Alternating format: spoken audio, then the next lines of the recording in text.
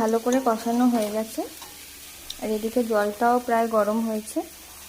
তো আমি এখন এই কড়াই থেকে প্রেসার কুকারে এটাকে ট্রান্সফার করে দেবো।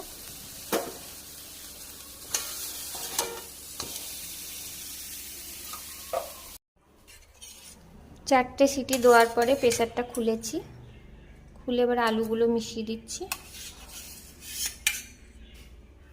এই আলুগুলো আগে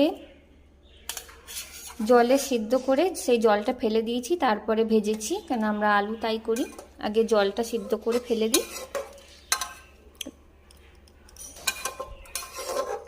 দেখো পেঁপে কিন্তু চারটে সিটি দেওয়ার পরে দেখো ছেড়ে যায়নি। আর এই যে মাটনগুলো বেশ সুন্দর সেদ্ধ হয়ে গেছে। আলুটা দেওয়ার পর আমি আর প্রেসার কুকারের ঢাকনাটা লাগাবো না, এটা আমি এখন গ্যাসটা ধরিয়ে কিছুক্ষণ ফোটাবো আর দেখে নেবো যে নুনটা ঠিক আছে নাকি, নাহলে একটু নুন দেবো।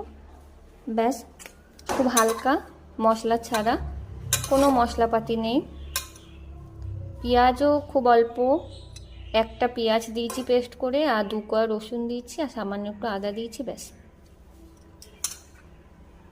তেলও খুব অল্প দিয়েছি।